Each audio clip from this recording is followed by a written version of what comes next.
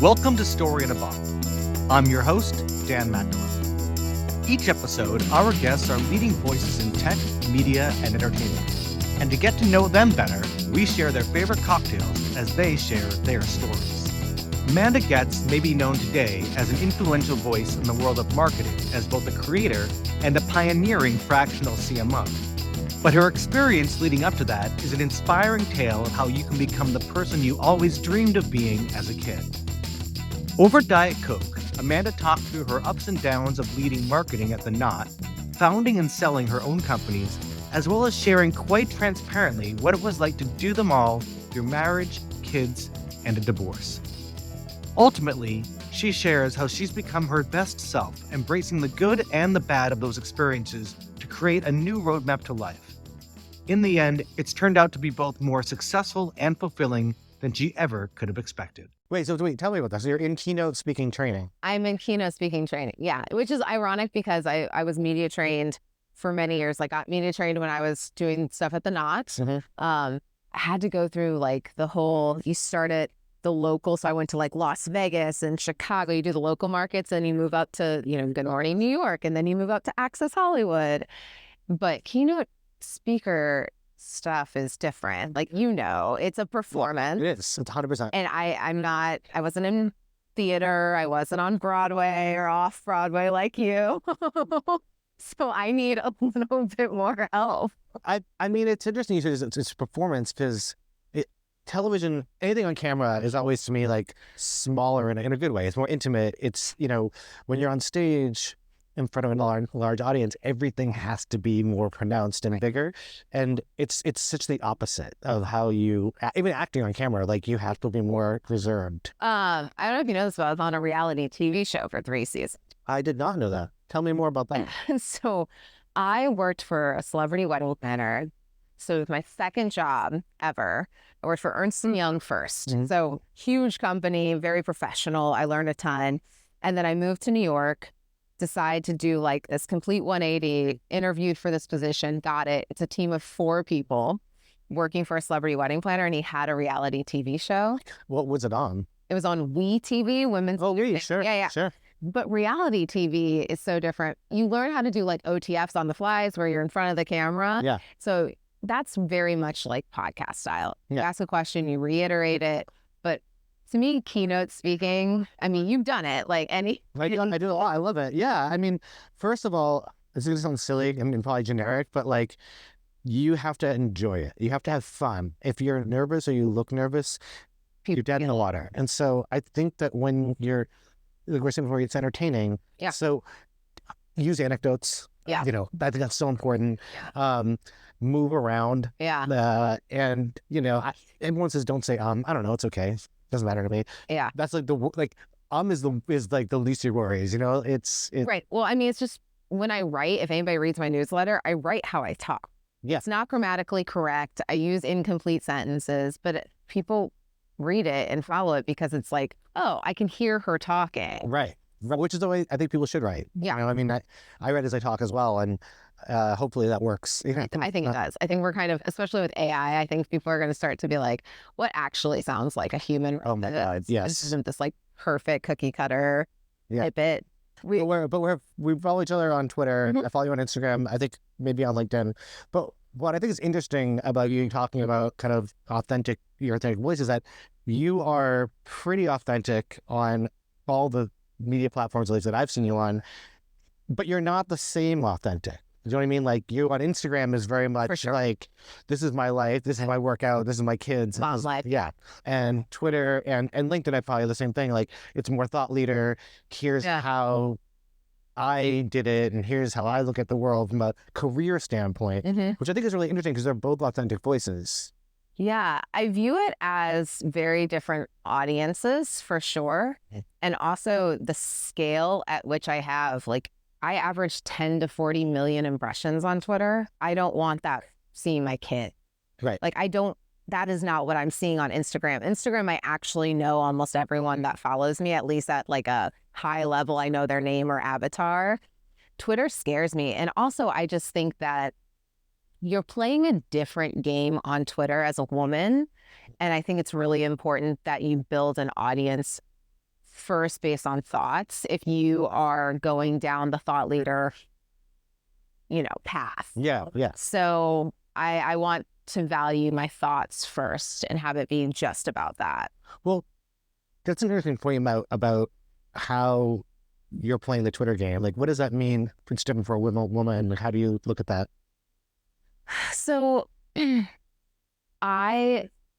were talking about, speaking engagements. I just recently left my 9-to-5 to kind of go on this solopreneur route where I have a coaching community. I have the newsletter now. I'm working on a book. And so going down this other path. And for me, when you think about your funnel and what you're actually trying to accomplish, you want to make sure you're attracting the people that would be along that purchase funnel. And so everything that you're putting out at the top of that funnel, where they're creating awareness of who you are and what you're about, as a woman, it can be very easy to just, post a lot of pictures because unfortunately that gathers a lot more followers. I could grow faster, but you're not going to actually be able to drive someone through a funnel. And they're not qualified follower. Exactly. Because you're Exactly. I have friends that have, they're posting a lot more photos on Twitter.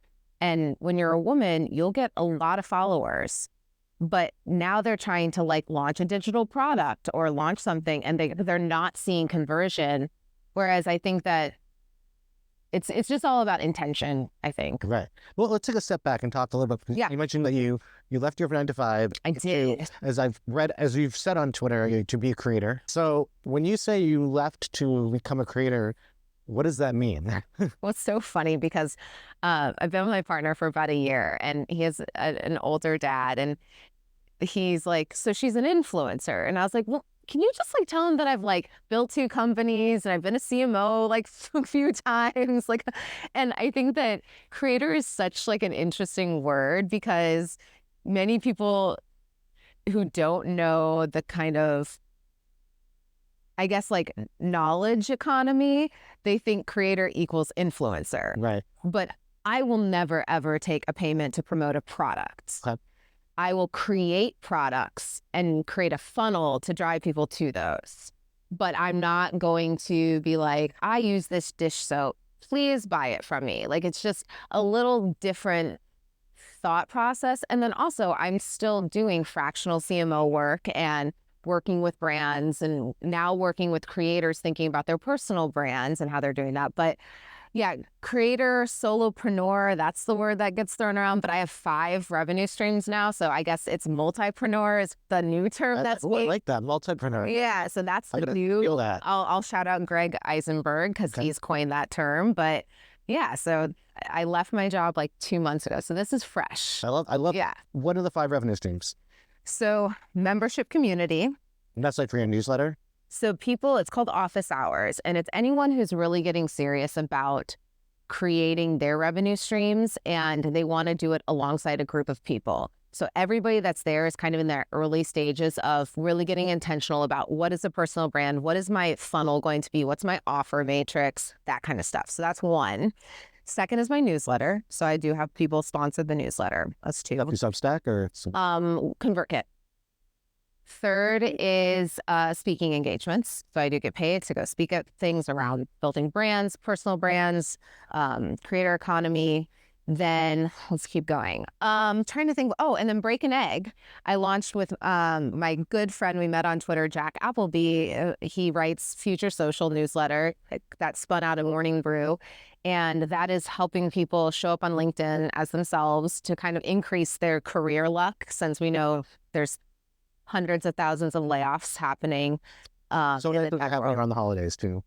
Yeah, so many. It's really sad. And so we want people to start to really increase their luck surface area by being active on LinkedIn, because the best time to build a community is when you don't need one. Right, of course. So it's just a simple paid product that you get a prompt every single day, and it takes 5 minutes. It tells you exactly how to do it. And then you go on LinkedIn, you share your story, and then you start building your personal brand. So are there people who you imagine would subscribe to all 5 of these pieces? Yes. So the way I've constructed it is a low, medium, high offer across 3 different audience personas, and somebody might use all of them. They never overstep each other, cannibalize each other. That's kind of cool. Yeah. So how did you decide that this was the future for you? You're like, because we'll talk a little bit about House of Wise and other things you've done, but like to say, okay, I'm walking away from the 9 to 5. Maybe you'll do some fractional stuff here or there, but I'm a creator now with 5 totally separate streams of revenue. Like that's a pretty big leap. It was huge. And I mean, it really came from a toxic kind of work environment that I realized that I needed to not be beholden to someone else's paycheck or someone else's calendar or someone else's time. And I had a call with Justin Welsh. I don't know if you know him. He's like the solopreneur guy. And we were friends on Twitter long ago. When I started House of Wise, I remember I sent his wife like sleep gummies. And I had a call with him because he is doing like $5 million a year as a solopreneur, no overhead whatsoever. And I had a call with him. I'm like, there's no way I could do this. Like, I know I have 100,000 followers on Twitter, but like they're not going to buy things from me. And he's like, kind of just talked me through how he thinks about it. And that call was enough for me to be like, step 1, own my audience. And what happened was this summer, my Twitter got hacked. I don't know if you remember that, but it was terrifying. One, it was sad because the person who got into my account, they were from overseas, they got into my account, locked me out, and they started DMing people saying, hey, like they literally used my voice too. They were like, hey, I'm so sorry, but I need money for my kids. Can you please send it here? And they were scamming because I have never asked anything of my audience. Right. And it was such a hard day. But luckily, I worked with some amazing people at Twitter. They got me back in. They got that taken care of. But it was this aha moment where I'm like, I don't own my audience. This could all go like this tomorrow. Yeah. And it's all gone. So step 1 was just like, I want to be a better writer. And I've always wanted to write a book, just more for like my children. And like, I have all these life experiences. I want to share them in a packaged way. So I'm like, I don't even know if I'm a good writer. So let me launch a newsletter and see if I can maintain that. And also, does it light me up? Does it give me energy? Do I enjoy doing that? Yeah. And so that was step 1 before I ever left. And then I quickly grew that to like 15,000 in the first 3 months. And I'm like, oh, okay, maybe this could be a thing. And then I layered on the first revenue stream, which was office hours. That quickly went to, I was doing 5 figures a month just with that. And so it just like, it was definitely not like I woke up and had this business plan of 6 revenue streams. It was definitely a layered approach. Well, it's like master one thing, involve the next one. And well, it's funny you mentioned like writing a book and partly for your kids. I think about this like, so we were talking before we were on mic and about our kids, and my daughter is 9 in January, and she has Googled me. Well, I don't know. Have your kids Googled you? No. Oh, really? Oh, man. That Let them Google you. Now I'm like filtering through my search results in my head. Because the reason I asked that question is just like when my daughter Googled me, she found like I have a book, I have a podcast, I have whatever. My whole other side of you, she didn't. Right, and now she thinks I'm famous, which of course I'm not. I'm not steering her away from in any way whatsoever. No, you're like totally. Yeah, absolutely. Yeah, and then like her mom's like, no. I mean, for the record, though, now that I know more about you, you do have like the craziest backstory. So you're like famous-ish. I'll take it. But I wonder about that for our kids who are growing up in a digital age, and like you mentioned your kids are on like GChat or whatever. Like, how do you think about that with like them on the internet and you being so Googleable and so out there on social? It is a tough balance because I see the value that social media has brought to my life. Yeah. But I've also, my kids saw like the day that I had a Twitter mob like come after me on Twitter one day, and I was a mess. Like I was crying all day. I was like going to shut everything down. I was not prepared for how mean people could be. Like no one prepares you for that first time it happens. And so my kids have seen both the pros and the cons. They also saw how much of a mess I was the day my Twitter was hacked, and how I was crying because I was finding out people were paying this money. So right now the rule is like they have to be an adult to have social media, because there's an amazing show. I don't know if you've seen the Netflix show called Brainchild. Oh, yeah. Yeah. So the very first episode is about social media. Mm-hmm. So we sat down together, we watched it, and I was like, your brain has to fully form for you to be prepared for what happens on social media. So we've kind of made it a very clear boundary that they won't have it until they're 18. Interesting. So Yeah. this is something I think about a lot with kids. Yeah. Not just my daughter, but like nieces and nephews and whatever. So my daughter has her tablet and she is on Facebook Messenger for kids, but that's it. Oh, and YouTube. She like Googles like orcas, whatever. Yeah. But I have other nieces and nephews who are on other things. Yeah. I have other nieces and nephews who are not allowed to be on anything. Yeah. Similar to kind of what your kids are doing. Yeah. My question about this is, once they get into high school Yeah. or junior high school, which soon it's coming up, right? Next year. Yeah. And it's all around them. Yeah. My question is not, do you think they'll be influenced to get on it? What do you think their relationship with their peers is going to be? It's going to be hard. Yeah. But I saw this article. I can't remember if it was on Vice or something else, but it was that LinkedIn is now growing for the Generation Alpha audience as like their preferred social media platform.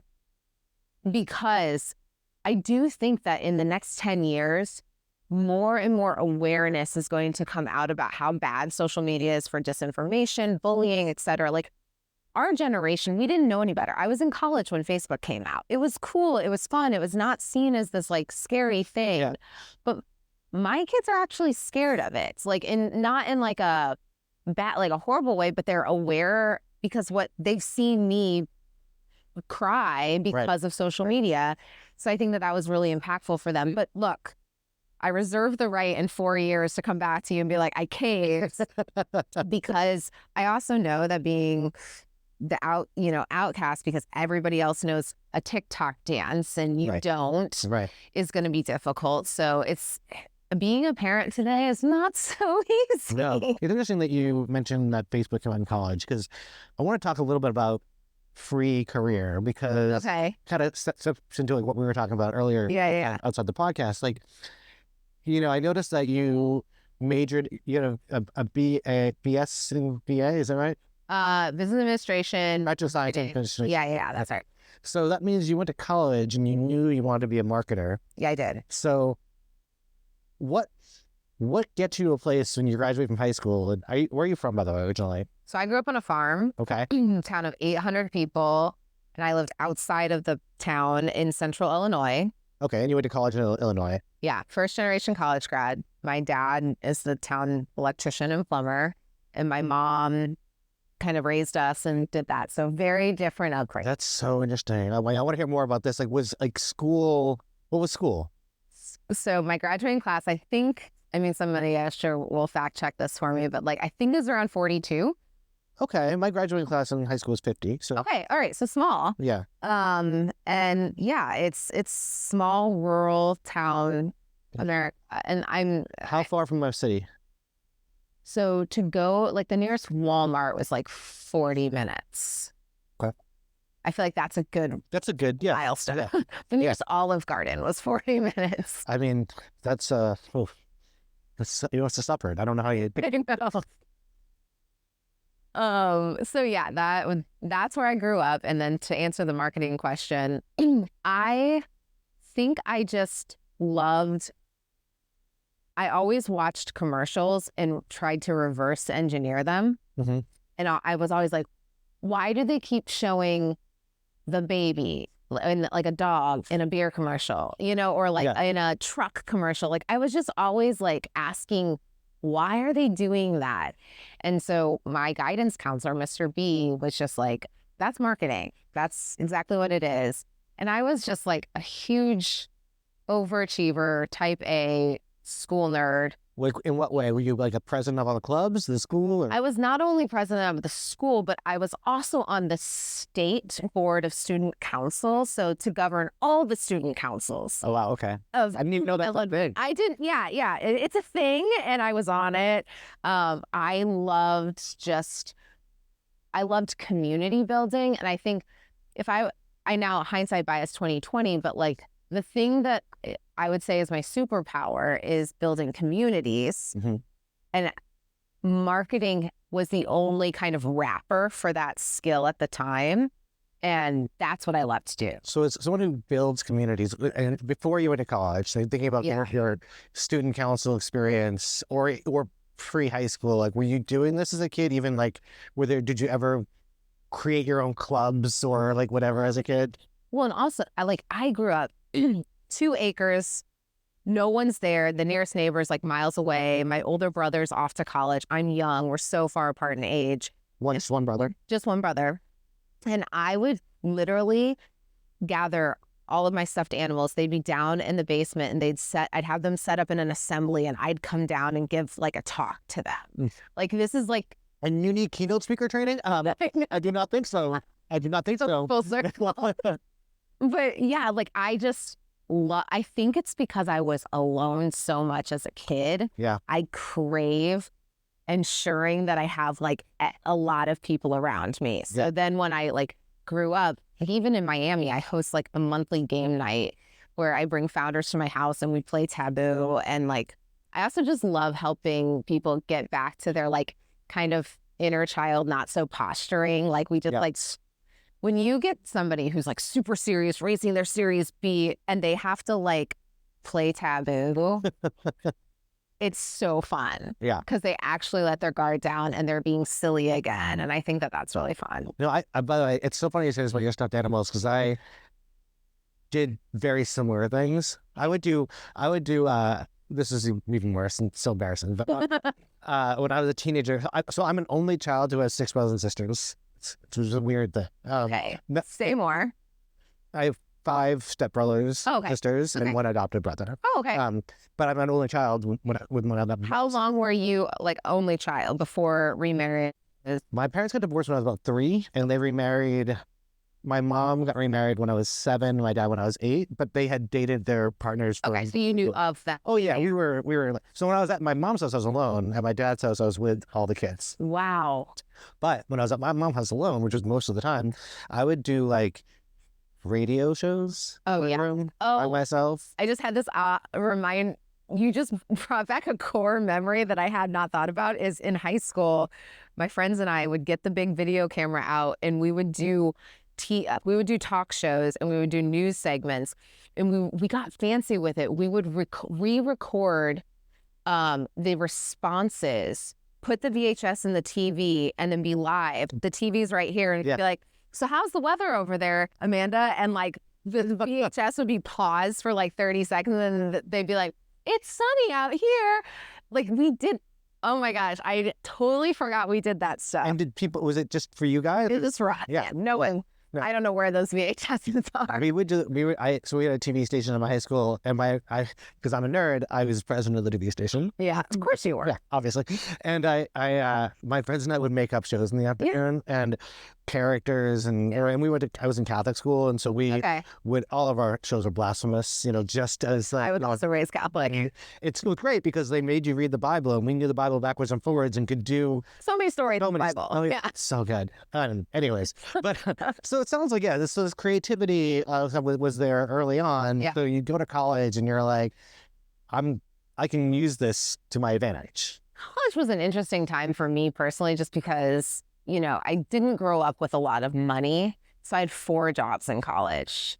So I got up in the morning. I got my ACE certification to be a personal trainer and group fitness instructor. And so in the mornings, I got up, I taught fitness and I trained people, did class all day. In the afternoon, I was the marketing intern for the hockey team. So I was talking about how to get people to come to hockey games.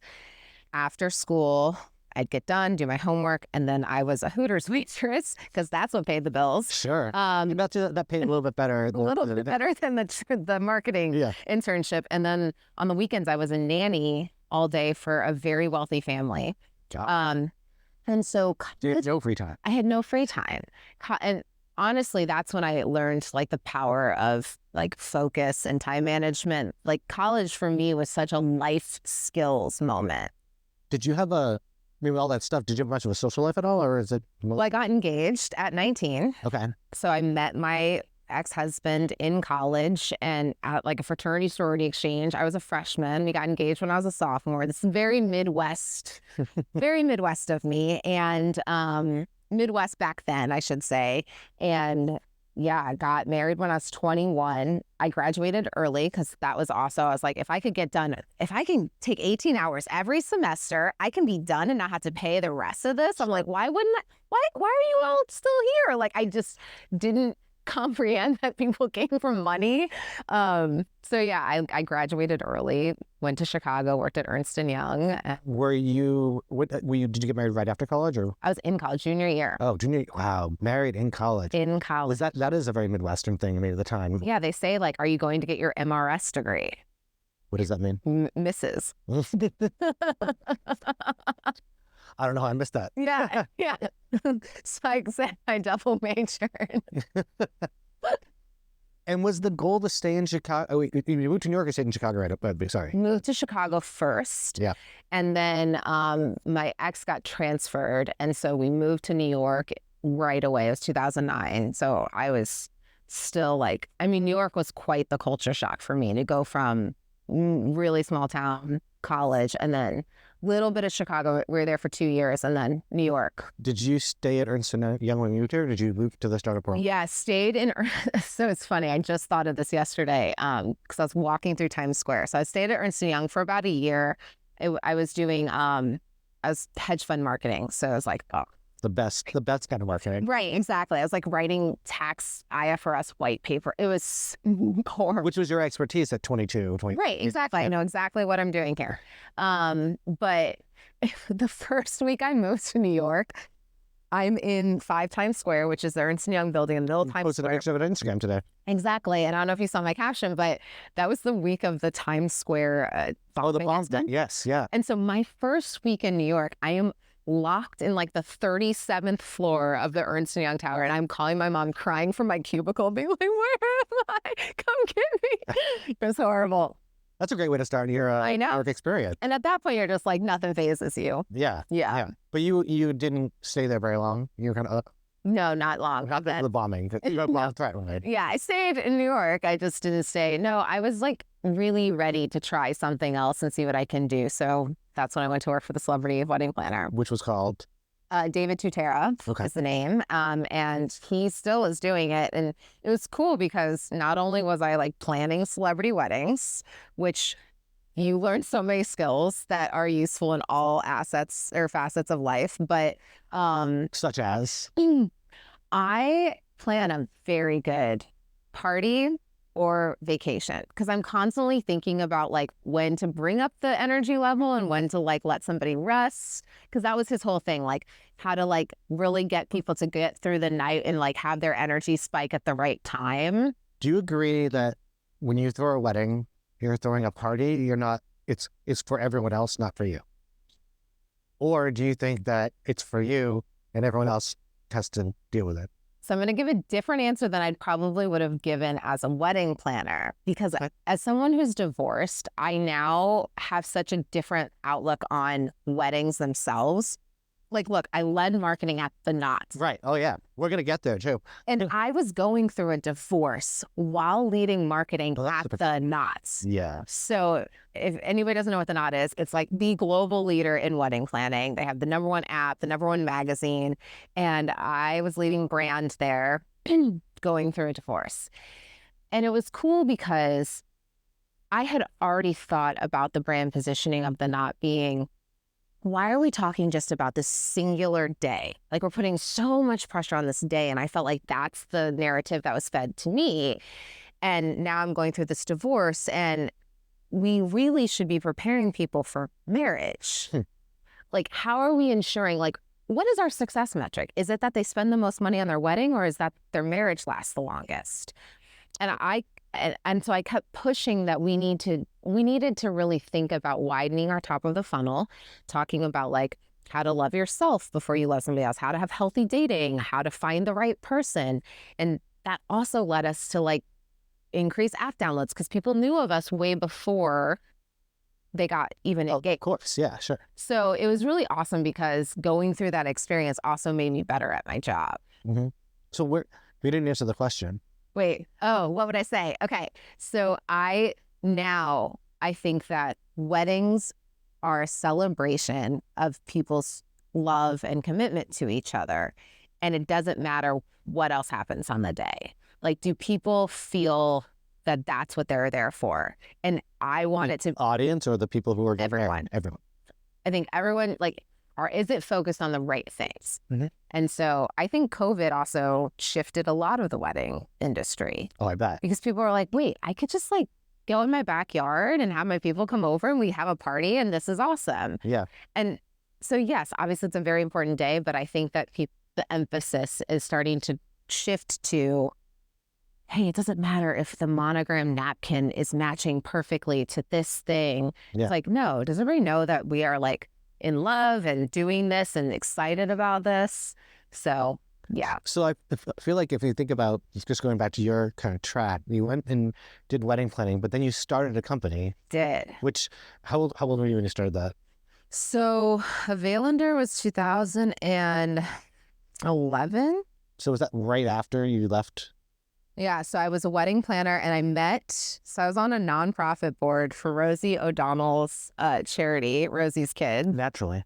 Rosie's Theater Kids, which I feel like you would... I would like that. Yeah, they bring theater and the performing arts to inner city public schools so that kids have an alternative track. Oh, awesome. To go. It was awesome. And so I met a guy who was on the board with me and he was a serial entrepreneur and we got to know each other. And he was like, I think we should start a company together. I was like, I don't know what the fuck that means, but what do you have in mind? And so he had thought about buying this company that was just an MBA project. It was like brokering canceled weddings.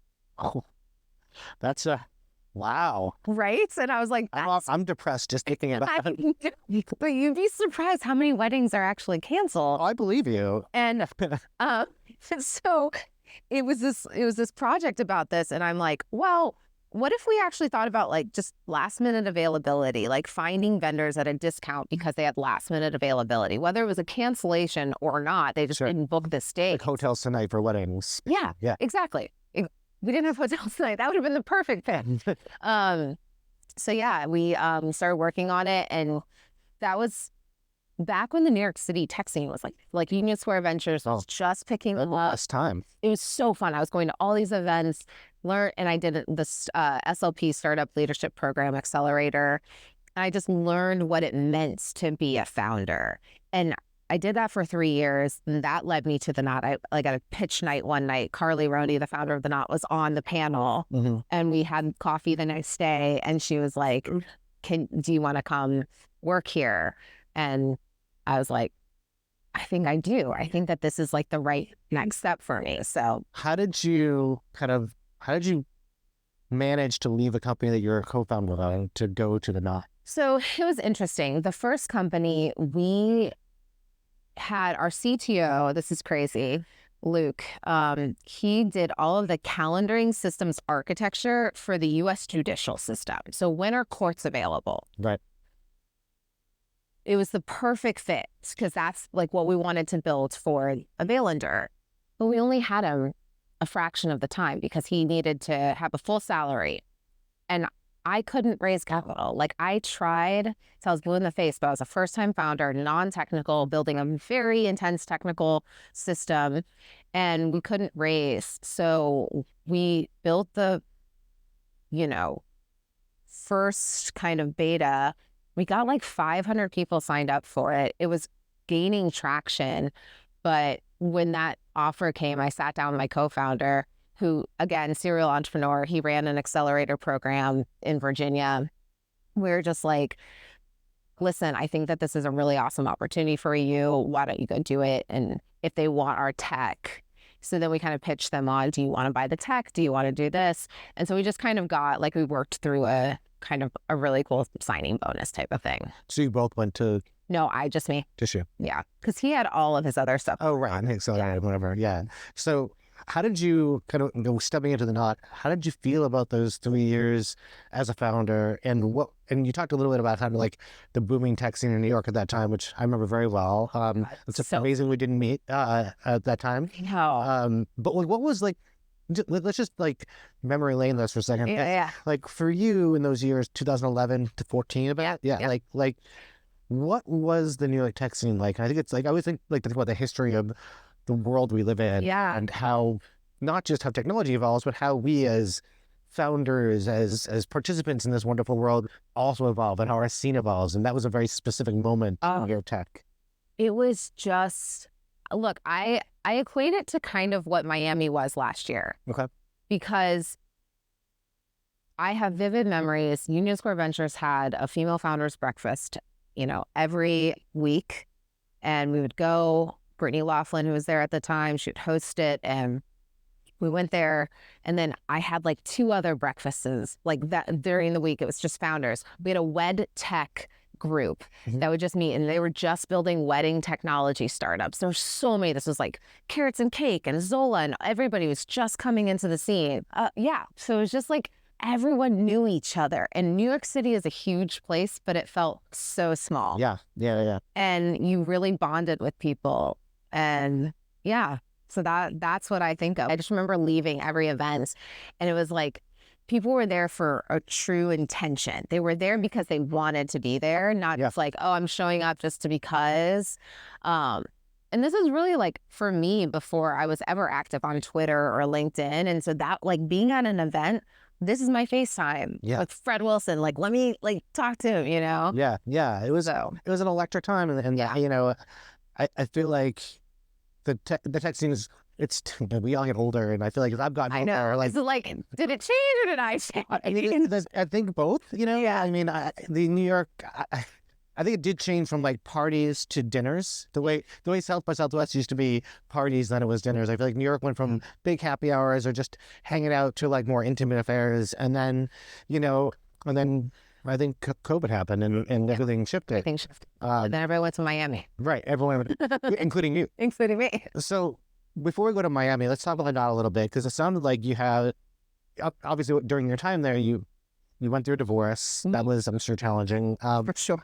What's the insight you got about weddings while you're there is interesting, but like, what is the emotional state of dealing with weddings every day when you're going through a divorce? I mean, I would be lying if I didn't say like the front. Like one time I like, you can inspect, edit the like front page of so I was like, get a prenup. But honestly, like I said, I stand by the fact that it broadened my thinking of weddings are really the training wheels for marriage. Like, let's talk about it. It's the first time you're talking really about budgeting and spending patterns in a big way. It's the first time that you're dealing with like real in-law stuff. Like they're in your business. They're making decisions on your behalf. They're trying to. It's very, very stressful. How is everyone supporting each other during the stressful time? And the last one, which I think is the most important one, is what does equity look like in the relationship and the division of labor? I think that is a very hard conversation to have in a wedding, but also in a marriage, especially when you're young. For sure. And you got married fairly young, obviously. Very young. My first marriage, I think I was 30, and we never talked about it until the wedding. No, until the divorce. Yeah. That was very, very clear. Well, you gloss over everything. So it's like, well, it's just a wedding. It's the one day. But what I saw, I mean, I've planned over 100 weddings. Yeah. I have seen the pattern now play out where you can tell the couples that have the tools to succeed because of how they navigate the relationship and the planning. Yeah. And so that was the biggest thing for me going to the knot and then dealing with that was really, really understanding like how much bigger the knot could be. it's not just about this day. It's so much bigger. So that was number one. And then the second thing I think was more personal learning was just about like my ability to compartmentalize and be strong when I needed to. Like there's one day, so the Knot Gala is like this massive event. It's at the New York Public Library, and you get to, like hair and makeup, ball gown, the whole thing. And I was in divorce court all day and had to go straight to hair and makeup to be on camera. God. And I remember like leaving being so proud of myself, like being like, I can be going through the hardest thing and still show up. And it was truly, truly like a sense of just like pride that I am not going to let such a hard thing take down the rest of the stuff that I've worked so hard for. Yeah, that makes a lot of sense. Yeah. So what made you decide to move on from the Knot? COVID happened. Mm-hmm. And I had been toying with, I don't think I've ever told this story. I was in India when COVID started for this work. What a great place to be. Right? But Yeah. several billion people. It's cool. Yeah. Whatever. They were like, there's only 2 cases, we swear. I was like, Yeah. sure. That means everywhere. And so I went to the Taj Mahal and I did this like cool little private tour, came back, and I got the spark. Like, and only if you've been an entrepreneur and like built something, you know what that is, where you're like, you think of what the thing is you want to do. Yeah. And I couldn't stop thinking about it. And so I came back and I was sitting by the pool and I literally like on a notebook, like thought of House of Wise, thought of like the whole brand positioning. Like it just like came out of me. You already moved to Miami or no? No, this is COVID. So I was still in New York City when COVID started. And I had realized like I care so much about helping women figure out how to take control of their life and also take up space in their own lives. Like we're constantly in this shrinking role of like, well, let me make myself a little smaller so that my kids can expand, my partner can expand. And I was like, I want to build a company that sure has physical goods, and it was a wellness gummy product, but we had product for sleep, sex, stress, and strength. But more than the physical product was the brand was giving women permission to find pleasure again, to actually get good sleep, because when you take a gummy, you're signaling to yourself, like, I deserve to have a good night's sleep. I deserve to experience this. Can you go back to that moment, that kind of aha moment you talked about at the Taj Mahal? Like, before you jotted the plan down, like, do you remember the thought? Like, was it, what was it? I don't want to put words in your mouth. I don't want to try to.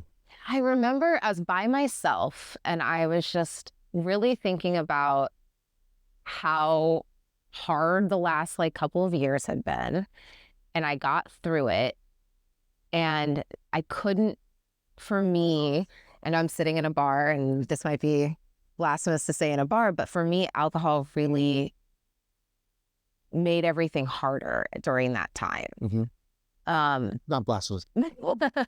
And so but yet as a mom, like everything in your face is like, drinking a bottle of wine at night is totally fine and like all this stuff. But it was giving me the worst anxiety because of the stress that I was under too. And so those two things didn't combine.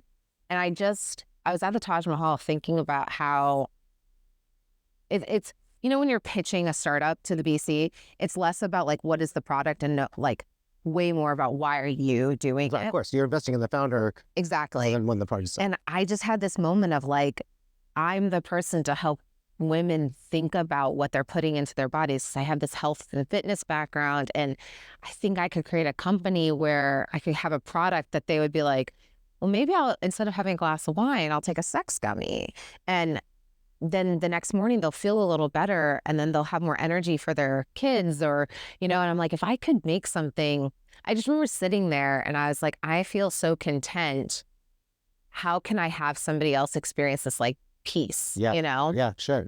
So, I mean, one of the things that fascinates me about anyone who creates a product that's both new, but also physical, like an actual tangible product, is how the fuck do you know how to do that? Because I've worked on so many products, most of them digital. I mean, I guess bars aren't, but other than that, like, like I don't know how to do that. I wouldn't even know where to start. I remember researching and then contacting. Thankfully, I was a second-time founder, so I knew a ton of people and started to reach out to people to say I needed to find somebody who could help me with formulations. That was like, it was two-part. I knew I wanted to do, we started with sleep, sex, stress. Those were the first three. So I wanted to do formulations for those three. And then I wanted to find the most reputable grower of like cannabinoid varietals, somebody who actually understands seed science and what the different strains are and what the future of the strains are. And I somehow got connected to, I cannot remember how, but this company that is based in Israel. They're the leading grower of cannabis, and they have an entire research lab dedicated to the different strains. Boom, got connected to them, and then that was like once those two things were in place, I was like, okay, everything else, like I send an email to a couple founder friends, like, who do I need to know for packaging? Great, Julia at Glow Agency. Great, I'm gonna use her, and she knew everything. She had all the experience from luxury beauty. Mm-hmm. So she's like, this is how the packaging is going to go. And all I had to do was go to Target and say, here are 5 products that I think have really cool packaging. Let's go. Yeah, sure. So it's all about assembling the people who are so much smarter than you. Oh, that's a good founding attitude. Yeah. Really great. Yeah. Like, I don't know what the fuck I'm doing. It'll take me 3 years to figure out how to make this cool little triangle box that looks like a house. Right. But Julia knows how to do it in a month. Yeah. So, yeah. So you got the right people. Yeah. And were you still at the knot, or how did you overlap them? Yeah, I did start it, and I even was like building in public. I did tell my CMO that I was doing it, and she was like, okay, totally fine. I support it as long as you're still doing your job here. And did it. I even raised our pre-seed while still at the knot. And then, because we hadn't launched yet, I needed the pre-seed money to really do the formulators and stuff. Yep. So raised pre-seed. And then finally, there was this teetering moment where I woke up every day and I only could think about House of Wise. I'm like, it's time for me to go. So I gave notice, and I still couldn't pay myself because the pre-seed was not enough to pay me. Right. So I had this like weird middle ground, and that's when I discovered fractional CMO work.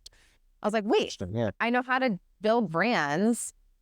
I could go do this for other companies and work 20 hours a week, help them think through brand positioning, and then had the other 20 hours for House of Wise. I was like, this is a topic I think is really important, by the way. And I think it's something I think about all the time, which is not just fractional stuff, which I obviously do because it's my life too, but it's something that you hear the opposite of so often, and it makes me so mad, which is that if you're a founder, you can't be working on anything else. Yeah. I think that's bullshit.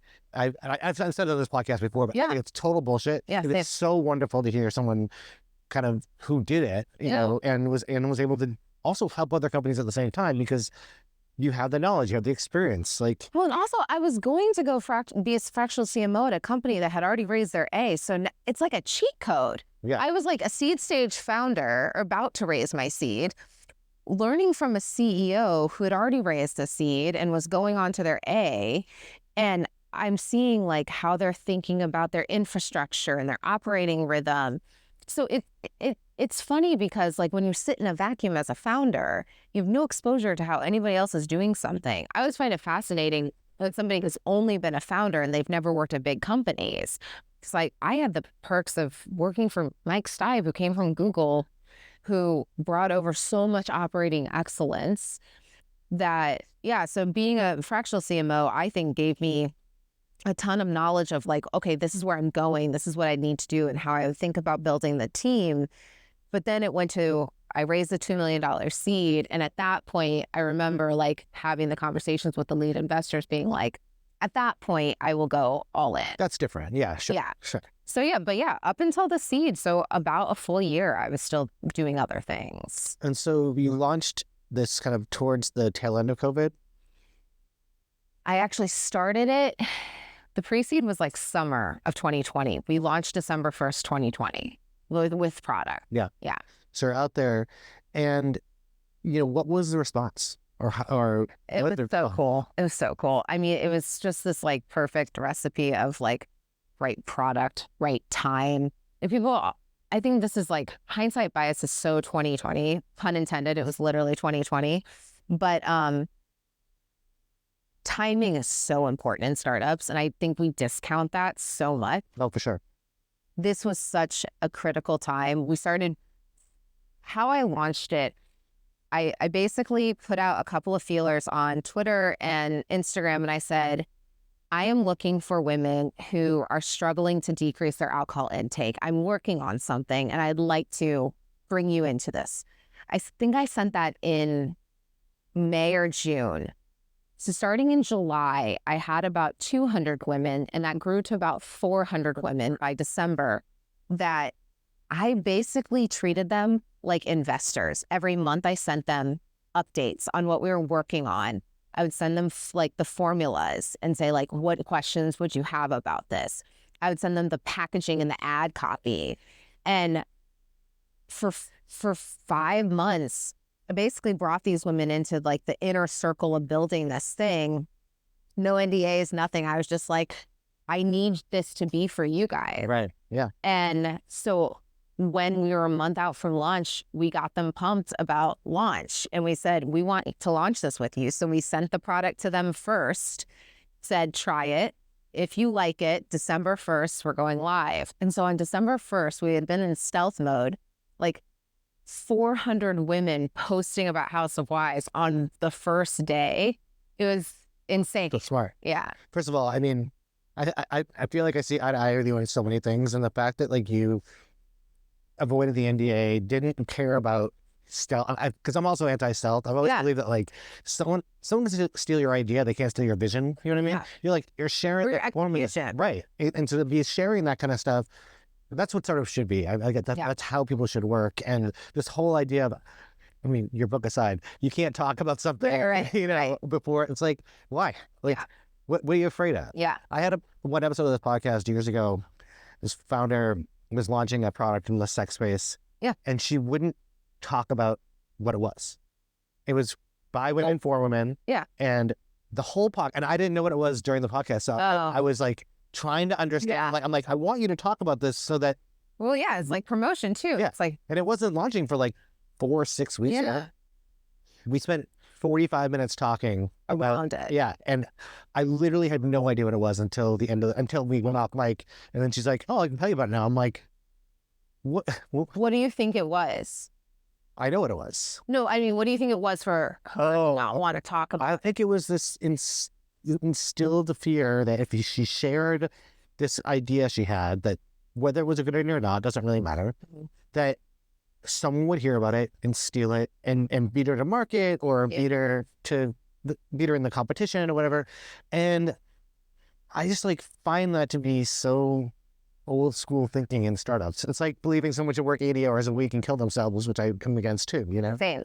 I also think that people relate so much more to humanness these days. Yeah. It's like my humanity is what, like, look, I don't ever pretend to have it all figured out. I have good days. I have bad days. I've gone. You wear it on your sleeve. You posted on whether it be Twitter or Instagram. Yeah. Like you are totally transparent and honest about it. Yeah. And I've definitely learned how to like create some boundaries, because I definitely did have them in the beginning. That's fair. That's fair. But I think like that is not just like a marketing tactic. It's just who I am. Like I've been that way. I've been very unfiltered my whole life. Yeah. And that's how I connect with people. I have this insane desire to connect with people on a deeper level. I don't like superficial conversations.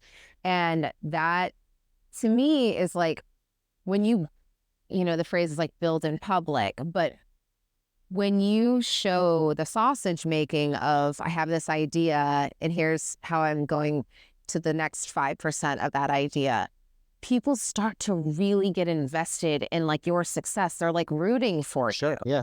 And for me, that's been, I would put a lot of my success towards the fact that people feel connected to me. through all that. And it's by sharing something when it's not picture perfect, it's not fully packaged and here you go. It's like, I have this idea that I'm thinking about. What do you guys think? You know? Mm-hmm. Yeah, I think that showing the imperfection, showing the mistakes is part of what makes us better at what we do.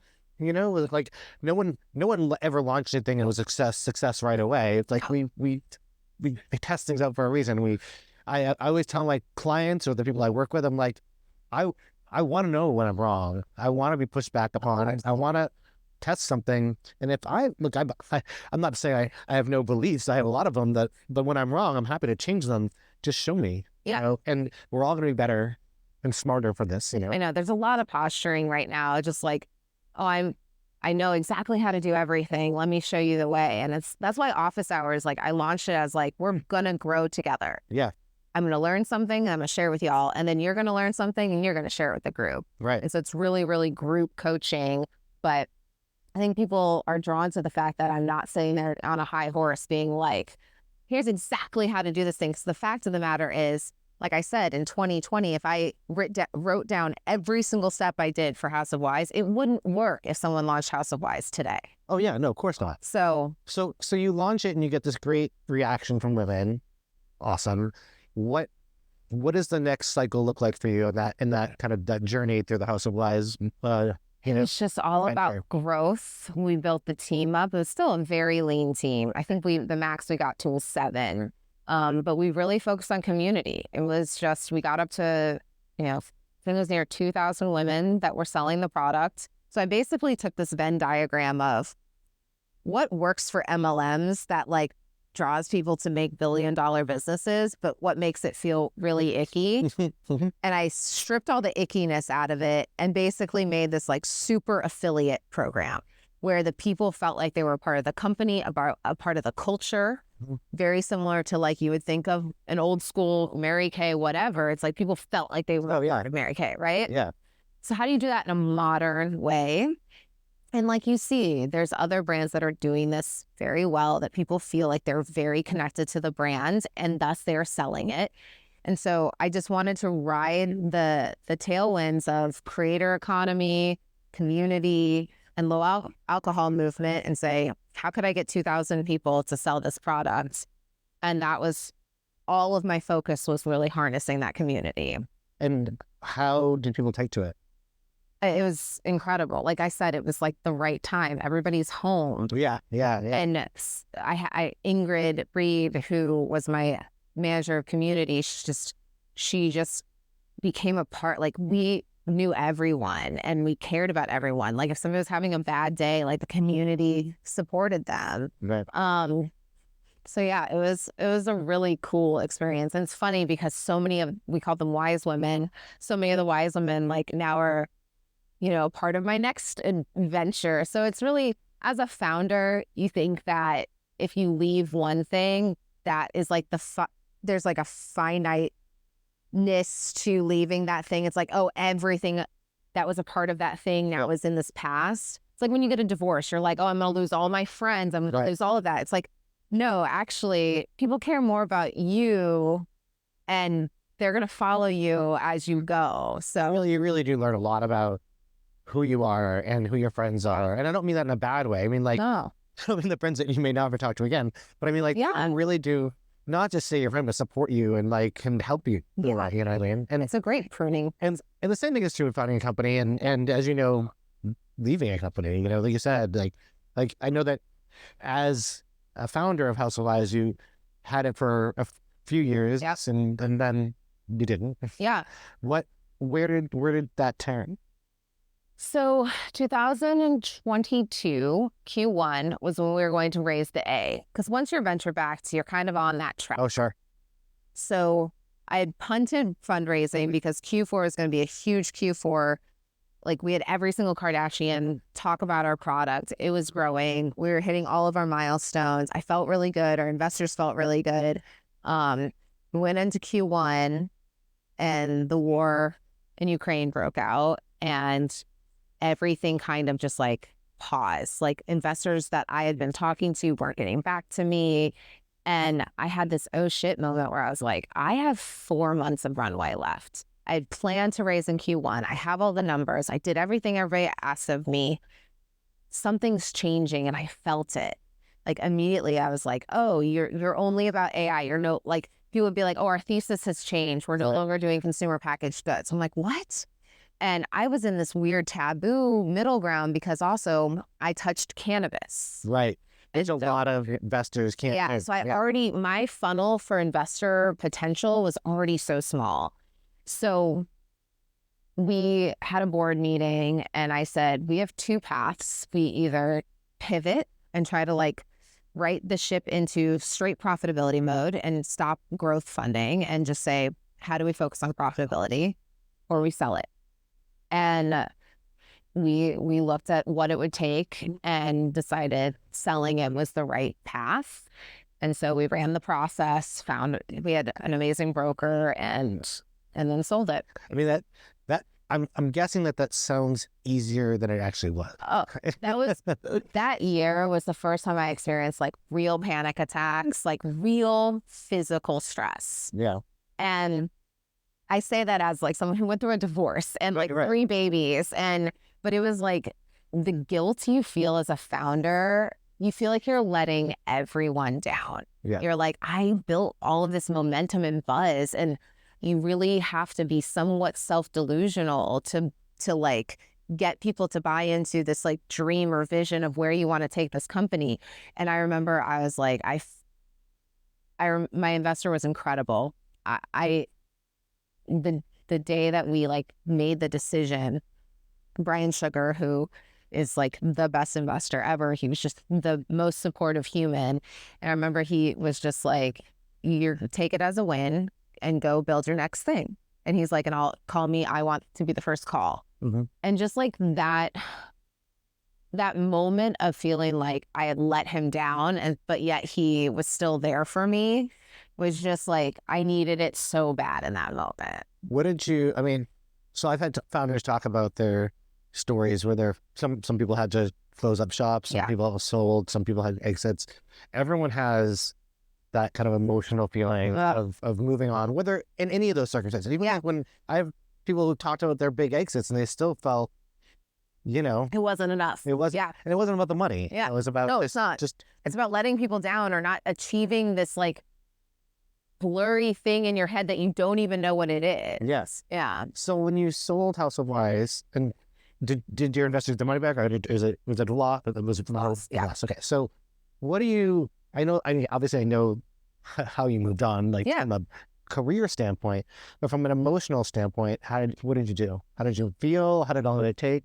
It was hard because like one, I went from like VP of marketing, leading brand at the Knot, making a great paycheck, fractional CMO, making good money, to then paying myself as a startup founder at like 80 to 100K a year. Yeah.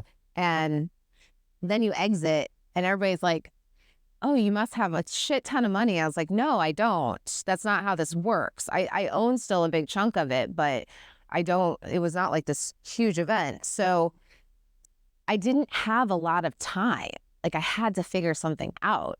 So I remember working with my like coach / therapist, and she was like, you need to take a month and you've got to like let yourself reset. And I actually did a ketamine journey, like a therapeutic ketamine journey, to try to just like figure out what the next season was. I don't even know what that is. Really? Yeah. I mean, I know what ketamine is. Yeah.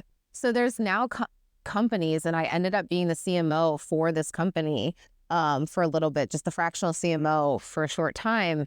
But when you do ketamine in a therapeutic environment, the science of it is, it basically is repairing the trauma that we have from stress and anxiety. So it increases the neuroplasticity in your brain. And it's really good for people with anxiety, depression, PTSD. So given the stress of that year, my anxiety was definitely at a whole new frequency. So the way that New Life works, which is the company that I worked for, it's just like a lozenger, and you do it at home, and you go through this whole process with a doctor before you do it. Makes sense. Right. And then you have a sitter at home, and I did a low dose, and basically it allows your brain to kind of really like the best way to describe how you feel afterwards is like someone took a Roomba to your brain and like dusted off and you're just clear. Huh. That sounds way better than the time I did ketamine. I was very young. But I know we're close to out of time, but I have two more things I have. One we've kind of touched briefly on, which is the fractional stuff. I really believe in this, like, not for everyone. Like I'm not someone who should be working on one thing. I'm not good at that. I never have been. But what's your take on it from, I mean, obviously you believe in it, but how did you kind of get into it? And like, why do you think people are so afraid of it? So got into it because people reach out saying, hey, I want to pick your brain on this thing.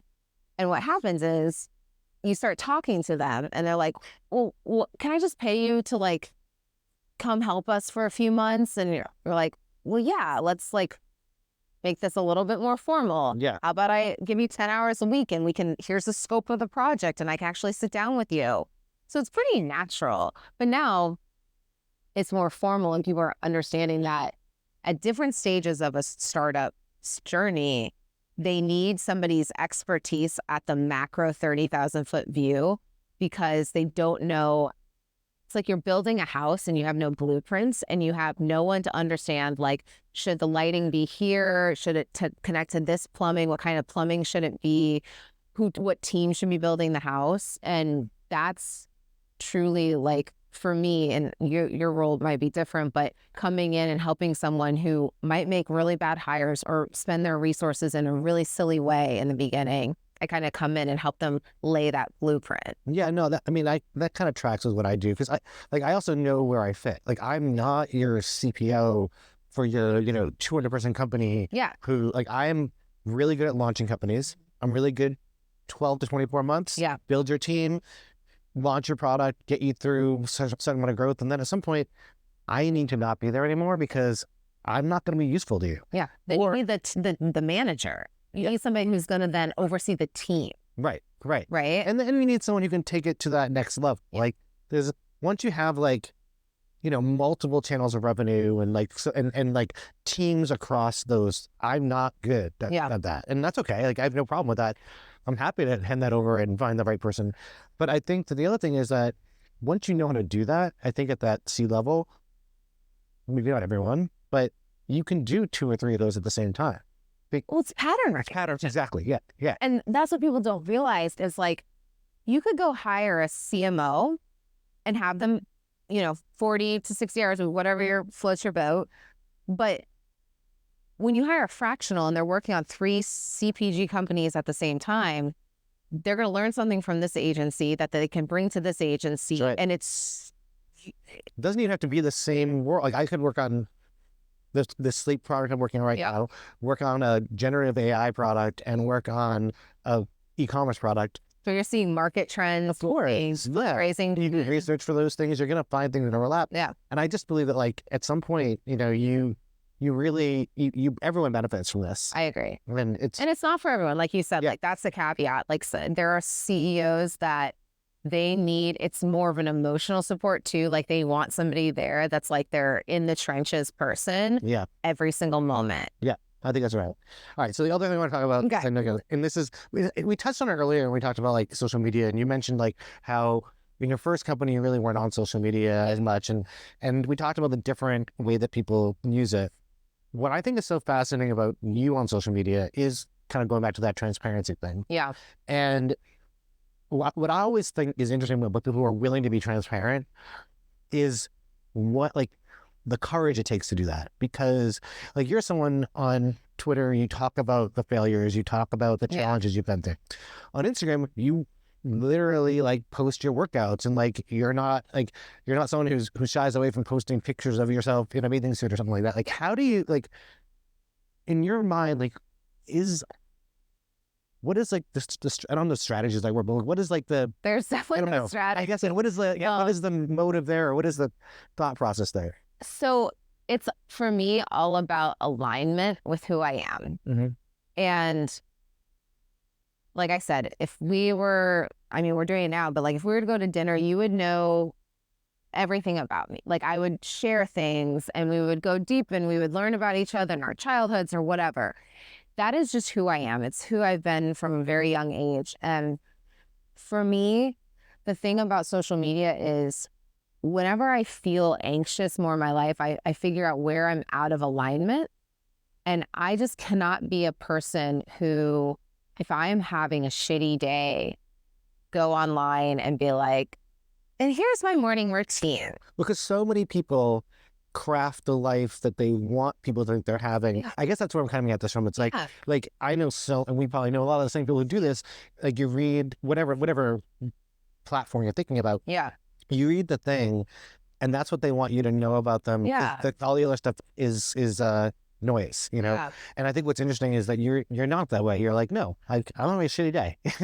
Yeah. And look, I'm not trying to be someone's like crazy inspiration icon, like role model. I'm more wanting to be like your support system, your friend, somebody that feels like I'm in it with you. Yeah. And that's, to me, just like how I've chosen to show up in life. And social media is an extension of how I use it as a tool, obviously, but I only use it as a tool in a way that is in alignment with who I am as a human.